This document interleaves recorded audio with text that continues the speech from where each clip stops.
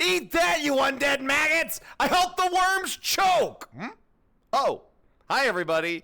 It's me, Schluge here, and wow, my first Halloween video. Well, technically my first regular Halloween video. I've already done my first stream. Oh, excuse me. Missed one. So, yes, as everyone saw yesterday, I was streaming Red Dead Redemption Undead Nightmare, and I was having an absolute blast with it. And then I got to thinking, after picking up a couple of weapons, what would be my premier zombie slaying loadout? Well, today we are gonna talk about that. Yes, I'm actually gonna give you guys my full fucking loadouts. Basically the weapons I take. So, while I would get off on this, first things first, I'm going to lay down some ground rules. I'm going by categories. This is going to be a lot different than my top 5 videos. I'm going off of categories, but some of them will include both weapons for range, close quarters, support, basically utilitarian, and even your old reliable. And no, the AR-15 is not going to be on this list because my personal preferences usually go to instances to weapons and equipment that is reliable, easy to maintain, and easy to care for. Yes, I know the AR-15 is a decent platform. However, I'm thinking 10 years in advance, 20 years in advance. The AR is going to get you through a couple months. I'm looking for weapons that are going to get me through a few years. I ain't dying after 28 days. Uh-oh, speaking of which. Oh, yeah, and ammo's going to be a big thing with this thing. Damn, just ran out. Well, I'm not seeing any more of the horde coming my way, so let's talk about that, shall we? Let's get this list started.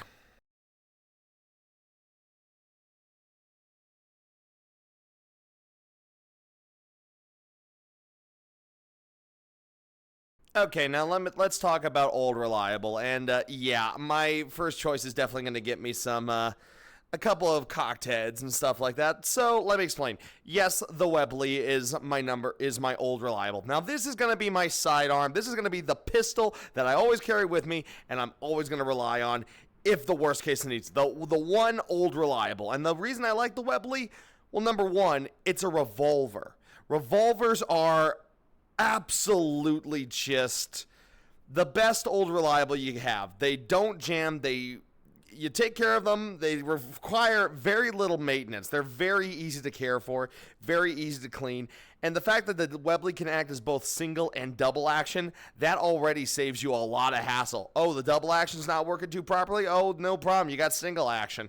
That's still going to get you through. Plus, it comes in the absolute god-killing caliber of 45, both in the old 45.5 of the original type, and even in 45 ACP, which several of them were shaved down to make.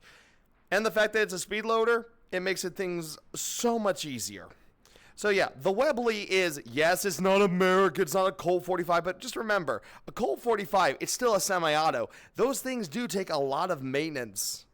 So it takes a lot of time and energy to make sure that your Colt 45 handles properly. The Webley just is a lot simpler to handle, and the fact that it's lasted over 100 years, longer than the 1911, definitely shows its worth. It's just an easy, simple revolver, and the fact of it being top rake makes it so much easier to reload and repair should the need arise. So yes, for my old reliable, it's the Webley. Truly a workhorse of its time.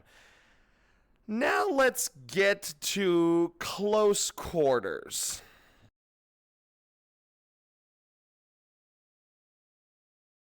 Now this one's going to be kind of split into two different categories, into both two different things, because close quarters can rely on two different things. Now, in truth, for true close quarters, I'm going with the Sten gun. The Sten gun is truly just a workhorse, stupid simple. You can build it in your basement if you know how to, and I can't tell you that. Nobody can because it's illegal, but do with what you may. But yeah, the Sten gun. Simple, easy, rugged. Just, it is so stupid, it's simple, and it works. It's 9x19. Ammo is plentiful. It's all over the place. It's simple to repair, simple to maintain. It's simple to find the ammo. This is truly a weapon of just any kind of, like, you're not gonna have access to basically the good shit. So basically, here's the big thing I like when it comes to the Sten. You can use anything to basically keep this thing clean. You got just basic oil, that'll work. You got motor oil, that'll work. This is not a weapon that needs like high-grade gun oil or maintenance kits to keep functioning right. I'm not looking for accuracy with this thing. I'm looking for something that's gonna keep the horde back, or even keep a lot of problems, like, say, other survivors who may not be so friendly, right at me. So yes, the Sten is definitely my close quarters choice. Now let's talk utilitarian.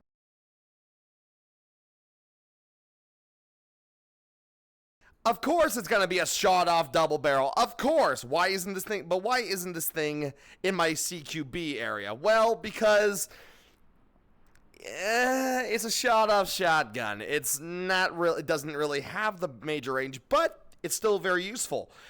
Mainly because shotguns are so universal. Not only is it good at zombie slaying at close range, but say I could take off doors, I could hunt for birds or any kind of fowl.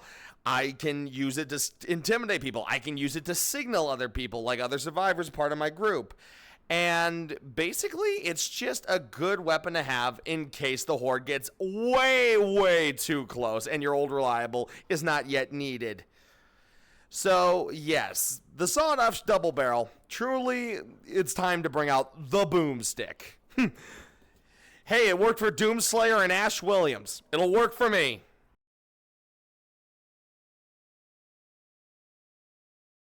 I decided to combine these two since both of them since the weapon platform I'm using kind of fits in on both spectrums. This is the RPK. Oh yeah, finally, Kalashnikov on the board. So yeah, I would definitely like to use the RPK in a zombie apocalypse scenario. One, I'd prefer to use the RPK that's chambered in 7.62x39 because that ammo is just everywhere. It is literally everywhere. It is one of the most common rounds in the world. And plus, since it's off the Kalashnikov system, you can definitely shorten the barrel. It's still a heavy barrel, so you can still lay down good support fire for your other comrade survivors if you decide to stick with the group, or it's good as a medium-range weapon to keep the horde back. Plus, the AK platform is just so stupid simple. It's literally time-tested and proven. Literally, nothing could kill this system. Ask Brandon Herrera, and you will definitely know just how fucking reliable this weapon system is. And the RPK is just perfect for any kind of support weapon. It's the perfect squad automatic weapon. It's magazine fed and can handle either AK-30 rounds, or if you really want to lay down suppressive fire, 75-round drums. Extremely reliable, extremely easy to use, extremely easy to maintain, and the ammo is everywhere. And plus, if you really know how to reload, you can even make your own ammo. It's really, really just a simple weapon for a zombie apocalypse. And perfect for support if you decide to stick around with buddies, which is a good thing to have. Always stick together. Survivors survive longer in groups. And now, let's talk long range.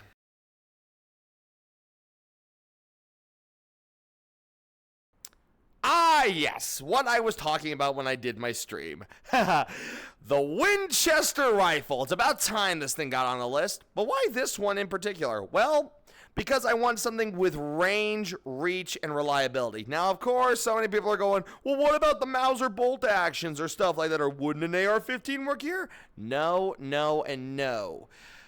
I'm looking for something that has reach, extensive reach, and reliability.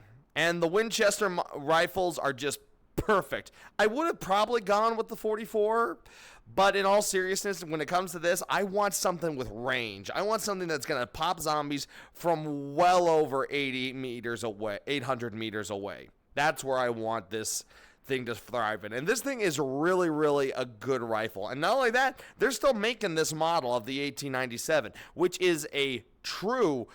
It's one of John Moses Browning's, oh praise he, last designs, like last true lever actions. And this thing is chambered in big boy rounds. The more famous one is, of course, the ones that were Russian contract rifles, chambered in 7.62 by 54R. But for this one, I'll probably pick one that's in 30-06, 308, which they do still make for like hunting purposes. But in this case, a hunting rifle will do just fine. And the fact that it's still lever action, which will keep it reliable and keep it easy to work with, it's definitely helps keep things simple and easy. And plus, with the addition of scope mounts, makes this thing so much of an easier rifle to work with.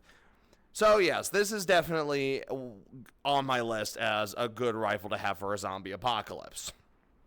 I think that really wraps it up. I mean, there's really nothing to talk about else. I mean, there really isn't any other weapons that I can't use or make in terms of, like, say, for traps or explosives or such like that. A zombie apocalypse is, quite frankly, one of the easiest ways to DIY things. And that's the best way to do stuff.